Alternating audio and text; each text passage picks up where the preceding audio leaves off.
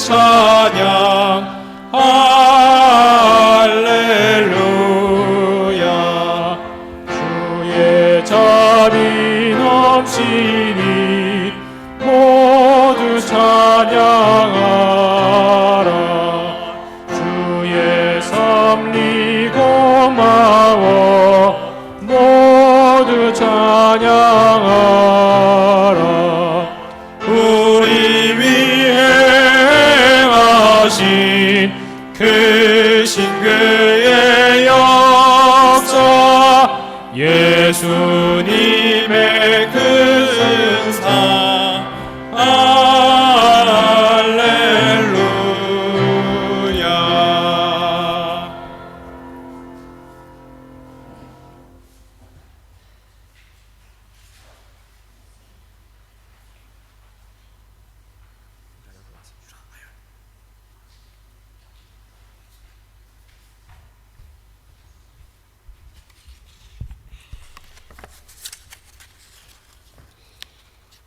하나님 아버지, 우리의 기도를 들어주셔서 감사합니다. 우리들은 우리의 경배를 받으시기에 합당하신 하나님은 우리의 경배를 받으시기에 합당하신 분입니다. 우리의 예배를 받아주세요. 우리를 항상 돌보아 주시고 사랑하여 주셔서 감사합니다. 우리도 우리의 삶을 통해 하나님께 기쁨을 드리게 해주세요. 아멘. 또한 이 시간 듣는 말씀에 순종하게 해주세요. 아멘. 예수님의 이름으로 기도드립니다. 아멘.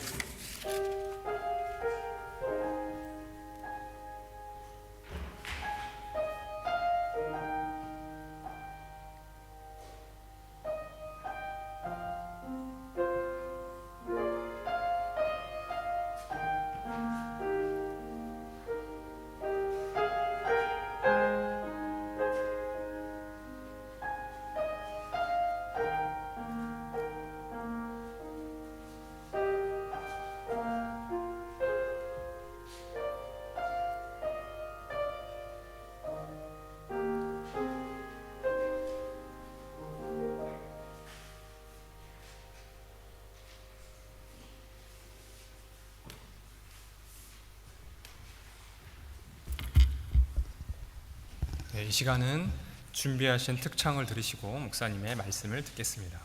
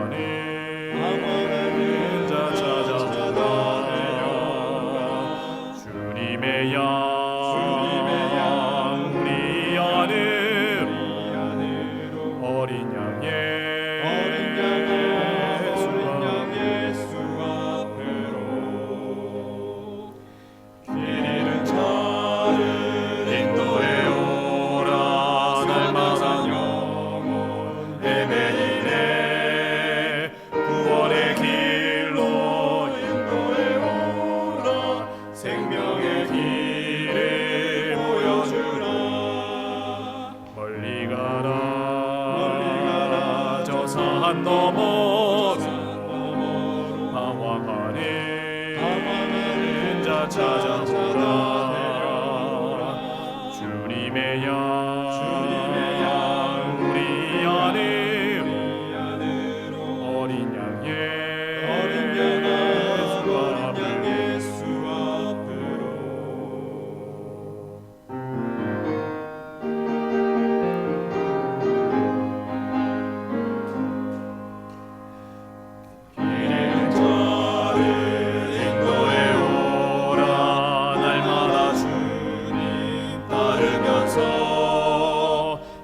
가난한 자도 없고 슬픈 자 위로 길 잃은 자를 인도하리. 멀리 가라 저 산 너머로 방황하는 자 찾아오라. 주님의 양 우리 안으로 어린 양 예수 앞으로.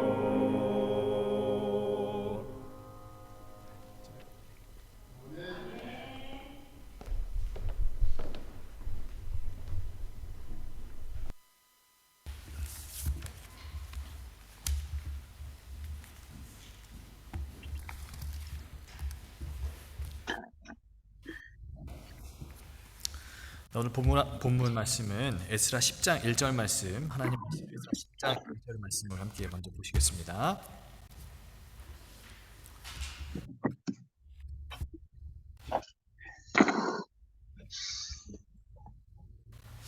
에스라 10장 1절 말씀을 우리에게 봉독하도록 하겠습니다. 우리 목소리 합해서 오늘은 같이 한번 읽어보겠습니다. 함께 읽겠습니다. 시작. 에스라가 하나님의 성전 앞에 엎드려 울며 기도하여 그를 자복할 때에 많은 백성이 크게 통곡하매 이스라엘 중에서 백성의 남녀와 어린 아이의 큰 무리가 그 앞에 모인지라. 감사합니다. 성도 여러분들 평안하셨습니까? 네, 감사합니다. 행복한 안식일입니다. 주께서 주신 이 거룩한 날, 또 주님께서 거하시는 이 거룩한 전에 오신 모든 분들 환영합니다. 오늘 이 시간 우리가 또 성령의 은혜로 모두가 다 은혜에 충만한 또 마음의 평안을 얻고 또 하나님의 사랑을 느끼는 그러한 모든 시간들이 되기를 간절히 소망해 봅니다. 오늘은 그 에스라라고 하는 사람을 살펴보는데요.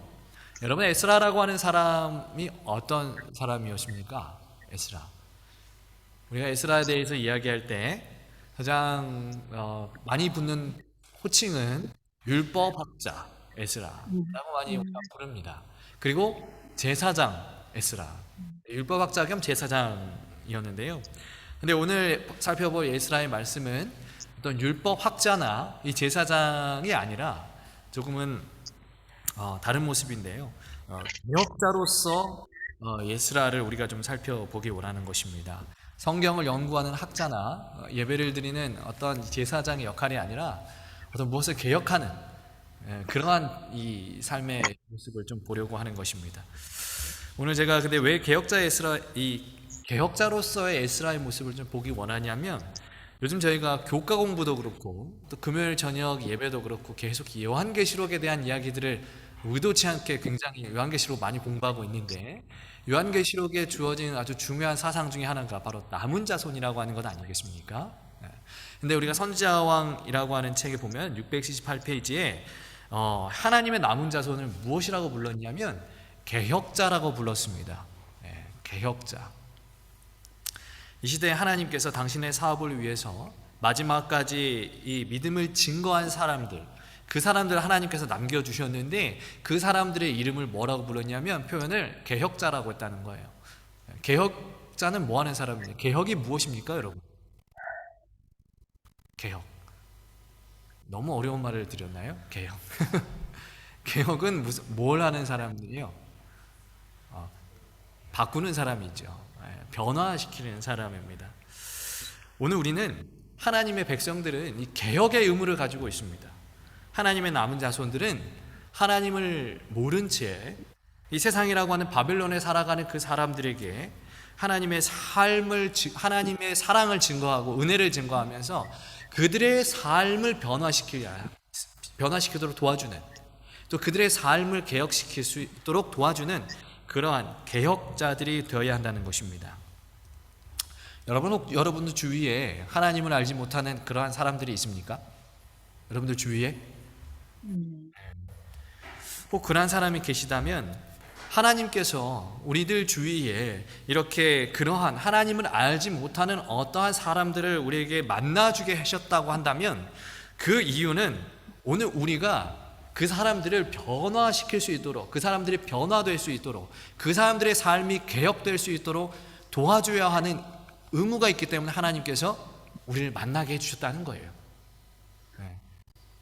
그냥 스쳐 지나가는 인연이 아닌 것입니다, 여러분. 우리가 내 주위에 내 사랑하는 가족 중에 누군가 하나님을 믿지 못하는 사람이 있고, 내 사랑하는 친구 중에 누군가가 아직 하나님을 찾지 못하는 사람이 있고, 내 사랑하는 자녀들, 또 부모들, 부모님들, 혹은 이웃들, 직장 동료, 또 이 취미 생활하면서 만난 친구들, 그 사람들을 우리가 만나게 되는 이유는 무엇이냐면 그냥 스쳐 지나가는 이유가 것이 아니고, 그 사람들의 삶을 변화될 수 있도록 우리가 도움을 주기 위해서 하나님께서 만나게 해주셨다는 거예요. 그 사람들의 삶이 개혁될 수 있도록, 그 사람들의 삶이 변화될 수 있도록 개혁시키는 그 책무와 의무가 오늘 누구에게 주어진 것이냐면, 오늘 이 남은 자손이라고 불리우는 사람들, 그리고 이 시대에 하나님의 믿음을, 하나님 예수 그리스도의 믿음을 지키며 기 살아가는 이 백성들에게 주어졌다라고 하는 것입니다. 아주 특별한 사명인 것이죠. 오늘 저희가 찬미가 이렇게 우리 남성분들이 노래를 불렀는데 어떠셨어요? 좋았습니까? 3분 정도 좋아하셨던 것 같고, 나머지 분들은 그냥 예? 계속해. 우리 이주영 씨가 같이 했어야 되는데. 그 가사의 제목이 뭐였어요? 길 잃은 자를 인도해 오라. 그 후렴구에 멀리 가라, 저 산 너머로. 그죠? 왜 그러는 거예요? 왜 하나님께서 우리에게 길 잃는 자를 인도해 오라고 하시고 멀리 가라고 하시는 거예요? 우리는 그들을 변화시켜야 할 의무가 있는 것입니다. 세상에 아직 하나님 알지 못하는 사람들, 그 사람들을 우리가, 그 사람들이 삶이 개혁되는데 도움을 줘야 하는 것이죠. 여러분들 그런 개혁자가 그런 개혁자가 되실 수 있으신가요?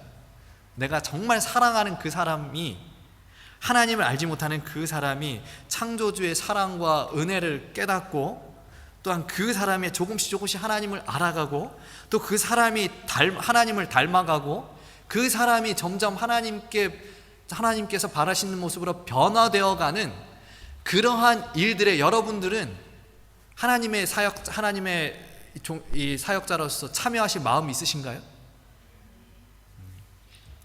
그러한 개혁자가 우리는 되어야 하는 것입니다. 그러한 의미에서 개혁자인 거예요. 세상을 변화시키는 그러한 개혁자가 우리가 되어야 하는 것입니다. 내 이웃, 내 친구, 친척, 사랑하는 사람, 그 누군가의 삶이 변화시키는 그런 개혁자가 되어야 하는 것인데, 그러면 우리는 어떻게 이 세상을 바꾸어 갈 수 있는지 이 에스라의 모습을 통해서 우리가 좀 살펴보려고 하는 거예요.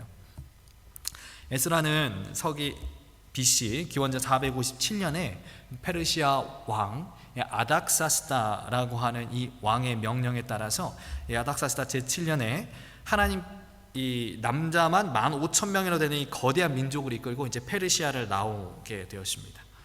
에스라는 그 무리의 지도자였어요.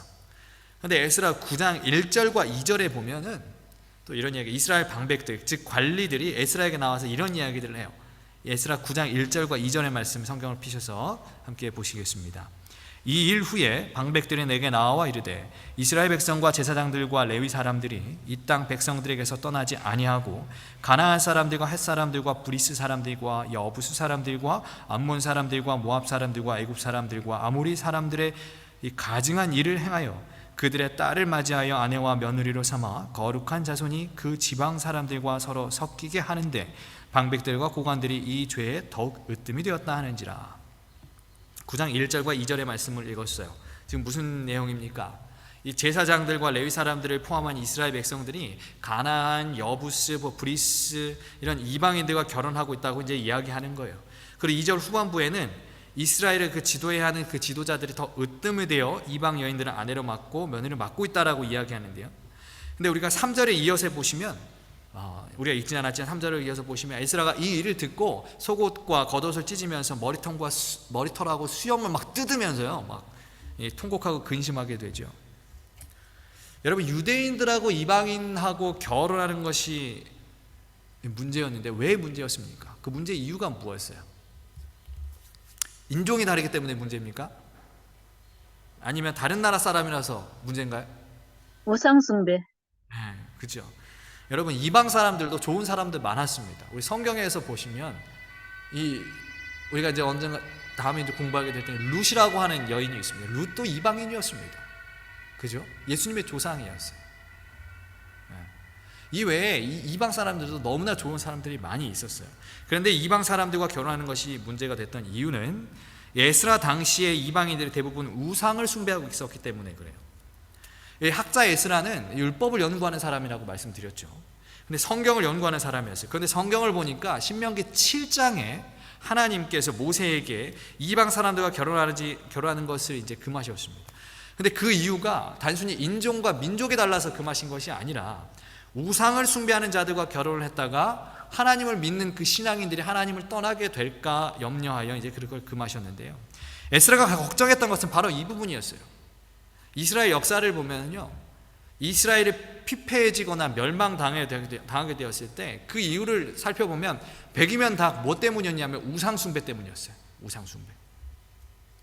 어제 우리가 이 금요일날 저녁 예배 시간에 잠시 살폈던 이세벨이라고 하는 여인이 대표적이었죠. 아합이 이세벨과 결혼했다가 우상에 빠지는 바람에 나라가 아주 쑥대밭이 되지 않았습니까? 이 또한 남방 유다가 바벨론에 멸망할 당시에 그 당시에도 하나님의 나라의 그 가장 큰 문제는 무엇이었냐면 하나님의 나라의 주인이 하나님이 아니었고 우상이었어요. 그렇기 때문에 이제 이 나라가 멸망을 당했습니다. 그 우상 때문에요. 그리고 시간이 약 150년이 흘렀습니다. 그렇게 이 민족들이, 하나님의 백성들이 150년 동안 다른 데 곳에서 유랑하다가 이제 다시 겨우 돌아왔습니다. 하나님의 나라가 다시 돌아왔어요. 우상 때문에 나라가 망해가지고 포로로 끌려가고 모진 그런 치욕 당하고 고문당하고 힘들게 생활하다가 유대인이라는 그 패전국의 나라의 후손이라는 이유만으로도 그 페르시아 땅에서, 바벨론 땅에서 차별당하면서 그렇게 살았는데 이제 겨우 어떻게 해가지고 다시 돌아왔단 말이에요. 이 나라로 돌아왔단 말이에요. 근데 에스라의 눈에 뭐가 보이는 거예요? 또 이 백성들이 다시 우상을 숭배하려고 하는 그런 신호가 이제 보이기 시작하는 것입니다. 150년이나 걸려서 내가 다시 돌아왔는데, 우리가 돌아왔는데, 이 하나님의 민족들이 돌아왔는데 다시 이 나라가 멸망당했던 그 이유들이 조금씩 이 나라에서 점점 보여지고 있는 거예요. 에스라가 그 소식을 듣고 멍하니 있다가 저녁 제사를 드릴 때쯤에 일어나서 하나님께 기도를 합니다. 옷을 찢고 손을 높이 들고 하나님께 통원의 기도를 하는 것입니다. 그 기도의 내용이 에스라 9장 6절부터 15절까지의 내용이에요. 쭉 에스라가 그렇게 기도를 해요. 근데 에스라가 기도할 때 어떤 일이 발생하는가? 놀라운 역사가 일어났어요. 10장 1절 말씀 다시 보십니다. 오늘 우리가 함께 읽었던 10장 1절 말씀이요. 에스라가 하나님의 성전 앞에 엎드려 울며 기도하여 죄를 자복할 때에 많은 백성이 크게 통곡하며 이스라엘 백성 중에서 백성의 남녀와 어린 아이의 큰 무리가 그 앞에 모인지라. 에스라가 성전에서 울며 기도할 때에 이스라엘 백성들, 남녀노소 할 것 없이 많은 백성들이 에스라가 기도하는 그곳, 하나님께서 계신 그곳에 모여 함께 통곡하며 회개하며 기도했다라고 하는 것입니다. 엘렌 화이트가 이 일을 가리켜 어떻게 표현했냐면, 에스라가 이렇게 기도하는 장면을 어떻게 표현했냐면 이렇게 했어요. 선지자원 622페이지요. 이 에스라의 중보 기도는 놀라운 개혁의 시작이었다. 에스라의 중보 기도는 놀라운 개혁의 시작이었다. 여러분, 사람을 변화시키고 세상을 변화시키는 그 개혁의 사업의 시작은 그 백성들의 삶이 변화되는 것으로부터 시작되는 것이 아니었습니다. 내가 사랑하는 사람, 내 이웃, 내 친척, 내가 정말 저 사람이 정말 하늘나라 같이 가고 싶은 사람, 그 사람의 변화되는 것은 그 사람이 짓고 있는 그 죄들이 멈춰질 때 그 사람이 개혁이 시작되는 게 아니에요. 변화가 시작되는 게 아니에요. 그 변화의 시작은 언제부터 시작하는 것이냐면 그 사람을 위해서 누군가 기도할 때부터 그 사람은 변화되기 시작하고 개혁되기 시작하는 것입니다. 폐역의 길로 다시 돌아가는 백성들을 보고 에스라는 가장 먼저 질책하지 않았어요. 권면하지도 않았어요. 영적 지도자라면 죄를 질책하고 벌을 내릴 수도 있었지만 그렇게 하지 않았어요. 에스라가 이 백성들을 개혁하기 위해서 내가 정말 사랑하는 이 백성들이 변화되기를 간절히 소망하는 마음으로 그들이 개혁하는 그 사역의 첫 번째 방법은 기도였다라고 하는 것입니다. 하나님께 문제를 맡겼다는 거예요. 오늘 우리가 우리 주위에 있는 사람들이 변화되기를 간절히 소망한다면, 내 가족이 변화되고 내 자녀와 부모가 변화되고 내 친구와 이웃이 변화되기를 소망한다면, 그 사람들이 하나님을 알아가고 하나님을 닮아가고 그리스도 안에서 좋은 품성으로 점점점 자라나길 원한다면, 우리가 가장 먼저 해야 할 일은 그 사람을 위하여 무릎을 꿇는 일입니다. 여러분 기억하십시오. 세상을 변화시키는 힘은요, 변화하지 못했다고 질책하거나 혼내거나 비난하는 것에서 나오는 것이 아닙니다. 사람을 변화시키는 힘은 지적에서 나오는 것이 아닙니다. 정죄에서 나오는 게 아니에요. 너 왜 그랬어? 너 왜 그래? 너 자꾸 왜 그래? 왜 자꾸 죄를 짓는 거야? 그 사람의 죄를 들추어내고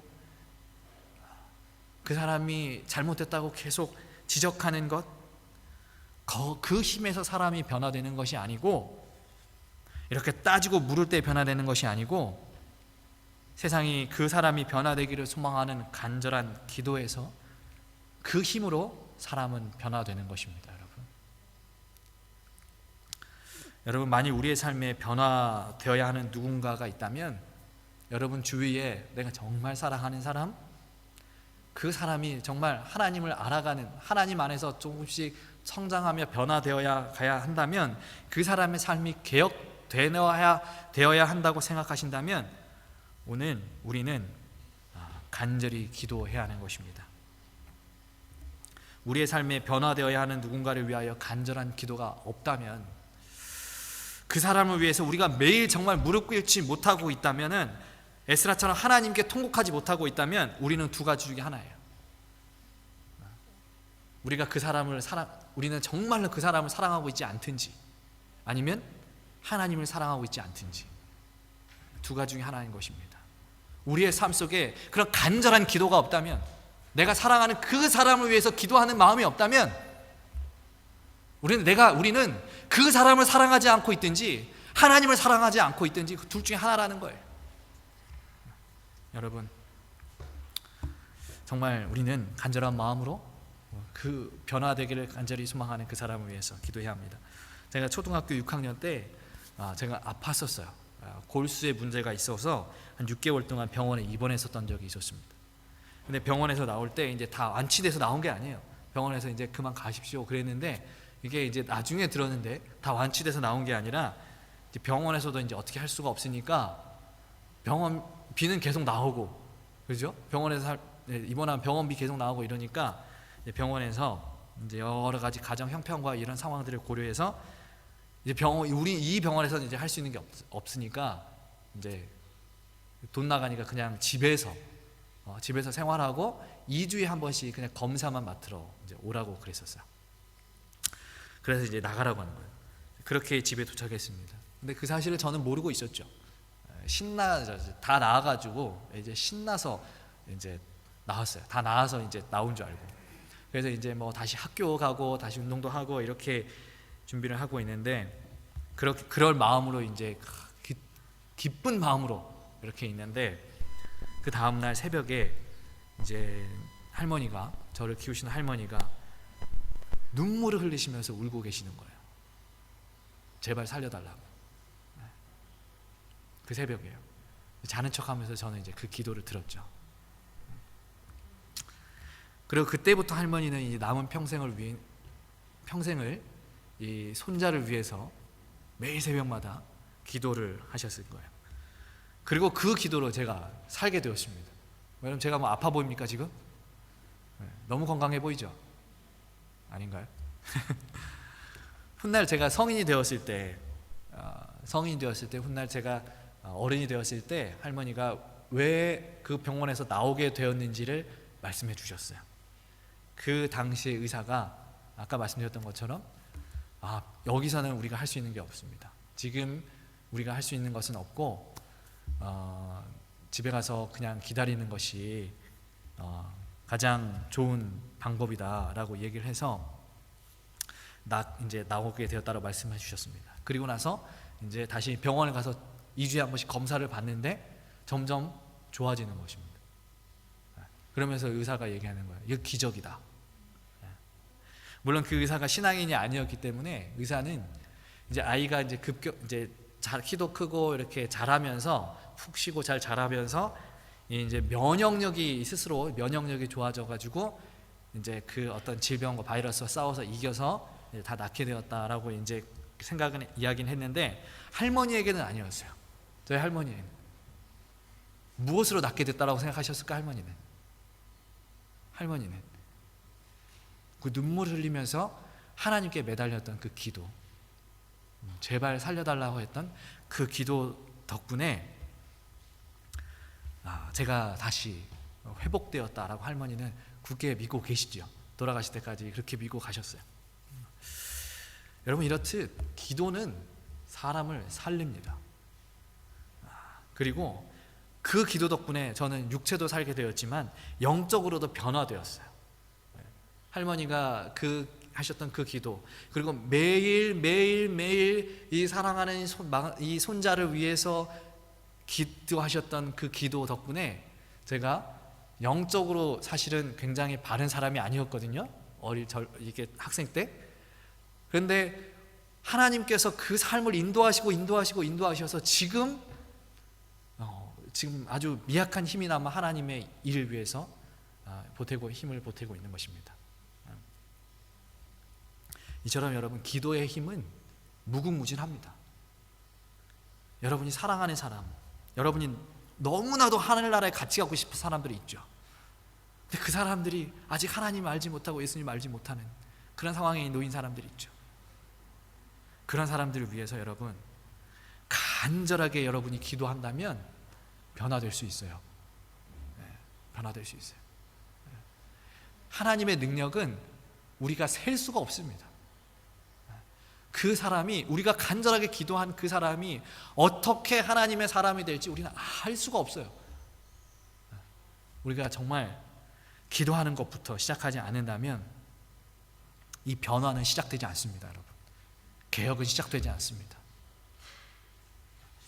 이제 세상이 변화하는 이 일을 위해서 내가 사랑하는 그 사람이 변화되기를 간절히 소망한다면, 에스라가 정말 주의 제단 앞에 통곡하며 울었던 것처럼 이 교회의 거룩한 단상 앞에서 정말 하나님께 통곡하며 울 수 있는 그러한 남은 자손들이 그 기도가 끊이지 않게 되기를 간절히 소망합니다. 여러분의 각자 가정의 단상 앞에서 변화를 소망하고 개혁을 간구하는 그 기도가 끊이지 않기를 간절히 소망합니다. 우리가 이렇게 개혁자로서 하나님께 눈물을 흘리며 모든 것을 맡기고 기도하는 것부터 시작해야 한다면, 정말 그렇다면 우리는 어떠한 마음가짐으로 우리가 기도를 드려야 할까? 세상의 개혁을 바라는 이 기도자의 마음은 어떤 심정이어야 할까? 우리는 그 힌트를 역시 에스라의 기도문을 통해서 얻을 수 있는데요. 다 함께 에스라 9장 14절부터 15절까지 말씀을 함께 보시겠습니다. 9장 14절부터 15절의 말씀입니다. 13절부터 말씀 보시겠습니다. 13절부터 제가 읽겠습니다. 우리의 악한 행실과 큰 죄로 말미암아 이 모든 일을 당하였사오나 우리 하나님이 우리 죄악보다 형벌을 가볍게 하시고 이만큼 백성을 남겨주셨사오니 우리가 어찌 다시 주의 계명을 거역하고 이 가증한 백성들과 통혼하리이까? 그리하면 주께서 어찌하여 우리를 멸하시고 남아 피할 자가 없도록 진노하시지 아니하시리이까? 이스라엘 하나님 여호와여, 주는 의로우시니 우리가 남아 피한 것이 오늘날과 같사옵거늘 도리어 주께 범죄하였사오니 이로 말미암아 주 앞에 한 사람도 감히 서지 못하겠나이다 하니라.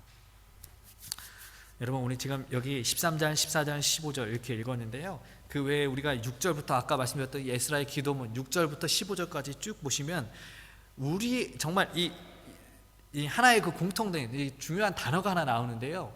그게 무엇이냐면 바로 우리라고 하는 단어예요. 우리. 이스라엘을 감동케 했던 이 에스라의 기도, 자발적으로 회개하게 했던 이 성도들이 자발적으로 회개하게 했던 이 감동적인 이 기도문 중에서 세상의 변화를 바라며 정말 내가 사랑하는 사람들이 변화되고 하나님께 점점 나아갈 수 있는 것들을 소망하면서 기도했던 이 에스라의 기도문 중에서 우리가 배워야 할 중요한 포인트는 무엇이냐면 바로 우리라고 하는 거예요. 우리. 여러분, 지금 에스라가 무슨 죄를 지었습니까? 에스라가 이방인과 결혼했어요? 에스라가 우상 숭배했습니까? 물론 에스라도 사람이었기 때문에 그의 삶 속에서 죄가 완전히 없었다라고 하는 건 말하지 못하겠지만, 우리가 지금 이 상황 속에서 지금 에스라 우리 10장에 가면은 지금 어떤 얘기가 나오냐면 정말 이방인들과 결혼했던 사람 명단이 쭉 나오는데 에스라는 눈을 씻고 찾아봐도 없어요. 지금 이 문제에 대해서 에스라는 깨끗한 사람이에요. 근데 그렇다면 제가 만약에 에스라였다면 저는 아마 이렇게 기도했을 것 같아요. 하나님, 이 백성들이 죄가 많아서 이렇게 되었습니다. 하나님, 저 백성들이 죄가 많아서 이렇게 되었습니다. 이렇게 기도했을 것 같아요. 왜냐하면 나는 죄 짓지도 않았고 나는 깨끗하니까. 억울하잖아요. 죄인 취급받는 것도 억울하고 또 내가 그 죄 때문에 내가 나중에 벌을 받게 된다면 얼마나 억울하겠어요. 그죠? 그런데 에스라는 지금 누구의 죄라고 얘기하고 있어요? 우리의 죄라고 얘기하고 있어요. 저 사람의 죄, 안지수의 죄, 문예찬의 죄, 박예린의 죄, 이렇게 얘기하지 않고 있단 말이에요. 우리의 죄라고 했어요. 우리의 죄. 에스라는 내가 짓지 않은 죄에 대해서 벌을 받아야 할지 모르지만 에스라는 그들과 떨어지려 하지 않았습니다. 한 번도 아니고 수번이나 우리라고 하는 표현을 계속 쓰면서 백성들과 자기를 분리하려고 하지 않았다는 것입니다. 우리는 이 표현에서 이 에스라가 백성들의 죄짐까지도 같이 지을 수 있을 만큼 정말 사랑했구나라고 하는 걸 알 수가 있어요. 죄인이라고 해서 도태시키거나 낙오시키거나 소외시키거나 혹은 버리거나 그렇게 하지 아니하고, 나와 떨어뜨려 가지고 나만 거룩한 사람이 되려고 하지 아니하고, 비록 죄인이라 할지라도 내가 그들과 같은 죄인 취급 받는다 할지라도 그 백성들과 함께 함으로써 그를 품에 안으려고 했다는 거예요. 품에 안으려고 했다는 거예요. 죄인이라고 해서 죄의 냄새가 난다고 해서 분리하고 함께 그들과 동행하려고 하지 않은 것이 아니라 함께 그들과 함께 하고 싶었다는 거예요. 백성들과 하나가 될 만큼 죄의 짐도 나눠질 만큼 사랑했습니다. 그러하기에 이 에스라는 그들의 죄를 보고 눈물을 흘리지 않을 수가 없었던 거예요. 통곡하지 않을 수 없었던 것입니다. 이렇게 백성들을 사랑하는, 죄의 짐을 나눠지는 에스라의 기도에서 우리는 누구의 모습을 보게 되냐면 예수님의 모습을 보게 되는 것입니다. 예수님이 보셨을 때 인간은 어떤 존재였을까요? 여러분 예수님이 하늘에서 여러분들 각자의 삶을 보고 계신다고 생각해 보세요. 어떨까요? 예수님의 마음이. 우리 각자의 삶을 예수님이 본다고 생각해요. 우리가 살아가는 그 삶을 하나님 다 아시잖아요. 예수님께서 보시기에 우리의 삶을 보시면 어떨까요? 답답할 것 같아요. 이 하나님 예수님 보시기에 이 하정수의 삶을 보면은 답답할 것 같아요. 제가 목사가 돼가지고 아직도 저러고 살고 있구나. 아직도 죄에서 벗어나지 못하고 있구나. 그렇게 내가 어떻게 정말 굽이 길을 인도해가지고 목사 만들어 왔는데 아직도 저러고 있구나. 예수님이 이 죄인의 모습을 본다면 너무나 답답할 것 같아요. 개혁이 너무나 필요한 존재죠. 변화가 필요한 존재입니다. 바뀌어야 되는 존재예요. 그래서 예수님이 이 사람을 바꾸시고 싶어가지고 이 사람이 개혁해야 되겠다. 사람을 변화시켜야 되겠다. 이 죄인으로 그냥 살아가는 이 죄인들을 다시 의로운 모습으로 바꿔야 되겠다 하시면서 제일 먼저 하신 게 뭐였어요? 그 변화를 하시겠다고 마음 먹으시고 어떻게 하셨어요? 죄인에게 다가오셨습니다. 이 땅에 오셨어요. 이 백성들을 변화시켜서 이 죄인들을 변화시켜가지고 다시 의로운 모습으로 만들게 하시기 위해서, 이 백성들을 개혁시키기 위해서 예수님께서 선택하신 방법은 무엇이었냐면 이 땅에 오셨다는 거예요. 어떤 모습으로요? 저와 여러분과 같은 모습으로요. 죄인된 모습으로, 연약한 모습으로 오셨다는 거예요. 연약한 신체를 가지고 가장 낮은 자의 모습으로 오셨습니다. 말구 위에서 태어나셨어요. 그리고 가장 낮은 자의 모습으로 돌아가셨습니다. 누가복음 19장 10절에 예수님께서 말씀하셨어요. 인자가 온 것은 잃어버린 자를 찾아 구원하려 함이니라 말씀하셨습니다. 잃어버린 자를 찾아 구원하기 위해서 예수님께서 하셨던 선택의 방법은 오셨다는 거예요. 오셨다는 거. 전능하신 그 예수님께서 저 하늘에서 그 개혁의 바람을 일으키지 않으셨다는 것입니다. 말씀으로 모든 것을 다 창조하셨던 그 하나님께서, 예수님께서 말씀만으로도 다 충분한데 그 하늘에서 말씀으로 하지 아니하시고 이 땅에 직접 내려오셨다는 거예요. 마치 에스라가 스스로 자신을 죄인으로 간주하고 백성들과 함께 하나가 되었던 것처럼 예수님께서도 이 백성들과 하나가 되셨다라고 하는 것입니다. 그리고 이 땅에 오셔가지고 어떻게 하셨습니까? 누구를 만나셨어요? 이 세상에서 잘 나가는 사람들, 의롭다 하는 사람들, 그 사람들도 만나셨지만 예수님께서 직접 찾아가셨다는 사람들의 대부분의 모습을 보면 세리, 창기, 그 당시 죄인으로 취급받았던 사람들, 삶의 변화가 필요한 사람들, 개혁이 필요한 사람들, 정말 예수님께서 사랑하셨던 그 사람들을 직접 만나셨다는 것입니다. 그 사람들 직접 찾아가셔서 서로 함께 우시고 또 웃으시고 식사를 나누시고 그렇게 하셨다는 거예요. 이게 예수님께서 이 세상을 변화시키는 방법이었어요. 정말 누구보다 이 사람들이 변화되고 개혁되기를 소망했던 그 예수님의 방법이 무엇이었냐면 같다는 거예요. 함께 있다는 것입니다. 세상을 변화시키고자 하는 사람들의 마음가짐은 이래야 돼요. 정말 내가 사랑하는 누군가가 변화되기를 바란다면 우리는 이래야 돼요. 그 사람들과 분리되는 것이 하나님의 뜻이 아니에요. 예수님의 뜻이 아니에요. 우리가 많은 사람들이 착각해요. 거룩이라고 하는 이 말을 착각해요. 거룩이라고 하는 뜻이 무엇인 뜻입니까?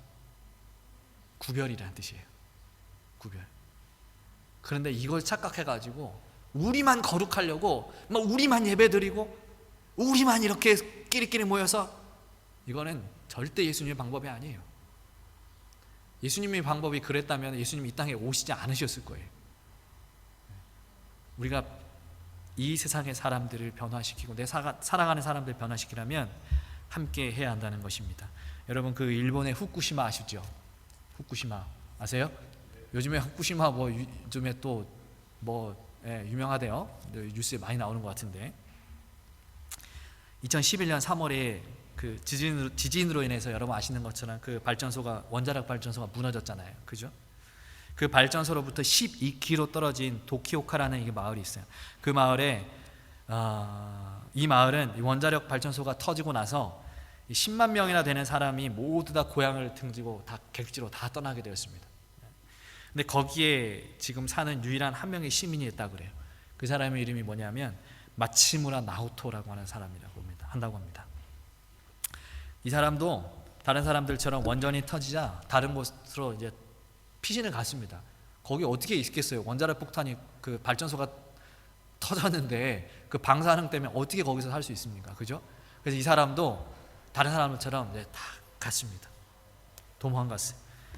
처음에는 고모 집으로 갔습니다. 근데 고모가 방사능 덩어리라고 받아주지 않았어요. 그리고 그 다음은 피난민 구제소 같은 곳으로 갔어요. 근데 그곳에서 관할 지역이 다르다며 받아주지 않았습니다. 이렇게 어디를 가도 환영받지 못한 사람이었어요. 왜냐하면 거기서 왔으니까, 원자력 발전소 터진 그 주변 동네에서 왔으니까 아무도 자기를 환영해주지 않는 거예요. 그래서 어쩔 수 없이 고향으로 다시 돌아가게 됩니다. 그런데 다시 고향으로 돌아가게 되었을 때 그는 다시는 이곳을 떠날 수 없는 하나의 이유가 생겼는데요. 그것은 그 마을에 버려진 동물들 때문이었습니다. 처음에는 먹을 것이 없어서 동물들이 죽어가는 모습을 보고 그냥 한 마리, 두 마리씩 키우기 시작했다 그래. 그런데 지금은 너무나 이제 많은 동물들이 그의 품에서 자라고 있다고 합니다. 왜냐하면 먹이를 주는 사람이 그 사람밖에 없으니까요. 그 마을에 자기 혼자 사니까. 근데 모든 동물들이 이제 다 키우는 거예요. 이 사람이 혼자. 이제는 동물 때문에 그곳을 떠날 수가 없는 것입니다. 근데 그의 몸은 점점 죽어가고 있는 거예요. 이 방사능 때문에요. 몸속에 방사능 수치를 체크했는데 얼마나 많이 나왔는지 의사가 가르쳐주지 않고 당신은 방사능 챔피언이라고 말했다고 해요. 마츠무라 나오토 씨는 아무도 돌봐주지 않은 이 동물들, 어쩌면 이제 필요 없는 그 방사능 덩어리들이죠.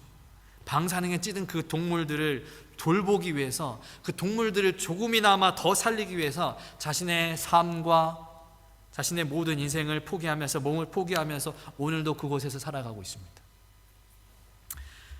성도 여러분, 세상에 어떤 사람은 동물을 살리기 위해서, 하나님을 알지 못하는 그 동물의 생명을 조금이라도 더 연장하기 위해서 살리고자 그들과 방사능 속에서 하나 되어 몸을 던져서 살아갑니다. 그런데 세상을 개혁하고자 하는 우리의 삶은 어떤가 돌아보게 됩니다.